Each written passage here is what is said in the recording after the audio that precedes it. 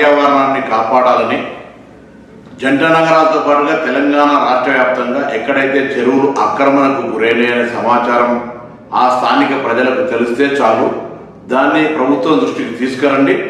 ఎంత పెద్దవాళ్ళు ఉన్నా చెరువు ఆక్రమణకు గురి అయిందంటే అక్కడ సంబంధిత అధికారులు వచ్చి తగిన చర్యలు తీసుకుంటారు.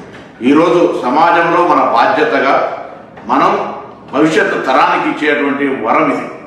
మీ ప్రాంతంలో మీకు ఎక్కడ ఆర్టీఐ ద్వారా తీసుకున్నా, పూర్వీకుల దగ్గర నుంచి వచ్చేటువంటి వారసత్వంలో చెరువులు ఎక్కడెక్కడ ఉండనో తెలుసుకొని అవి ఆక్రమణకు గురైతే ఎంత పెద్దవాళ్ళైనా సరే, ఏ పార్టీ వాళ్ళైనా సరే ఆ సమాచారాన్ని ప్రభుత్వానికి ఫిర్యాదు రూపంలో చేయండి. ముఖ్యంగా హైదరాబాద్ ఇన్ఛార్జ్ మంత్రిగా జరుగుతున్నటువంటి చెరువుల పరిరక్షణకు జరుగుతున్నటువంటి ఒక కార్యక్రమంలో హైదరాబాద్ జంట నగరాల ప్రజలు, రంగారెడ్డి ప్రజలు ప్రకృతిని, భవిష్యత్ తరాన్ని, చెరువులను కాపాడుకొని ఒక వ్యవస్థను కాపాడుకోవడం జరిగే ఈ యొక్క ప్రక్రియలో స్వచ్ఛందంగా మీ ప్రాంతంలో చెరువులను రక్షించుకోవడానికి తరలి రావాల్సిందే ఈ సందర్భంగా కోరుతాను. ప్రభుత్వం ఎవరి మీద కక్షపూరితంగా లేదా వ్యక్తిగతంగా ఉద్దేశపూర్వకంగా ఇందులో వ్యక్తుల మీద, పార్టీల మీద జరుపుతున్నటువంటి పోరాటం కాదు ఇది. ఒక ప్రభుత్వం ఒక పరివర్తన తేవాలనుకున్నప్పుడు కొద్దిగా కష్టమైన నష్టమైన ఇది తప్పది.